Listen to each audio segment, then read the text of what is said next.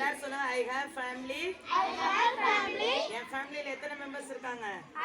நீங்க சொல்லுங்க அவங்கவங்க I have 5 members. நீங்க சொல்லுங்க ஒவ்வொருத்தரும் 10 பேரா? Oh my God. சரி அடுத்தது you have a family. வாயை திறந்து சொல்லுங்க you have a family. We are all having families. We all have a families. But families can be a different. புரியுதா? You have family. We all have families. But different. Families can be a different. புரியுதா?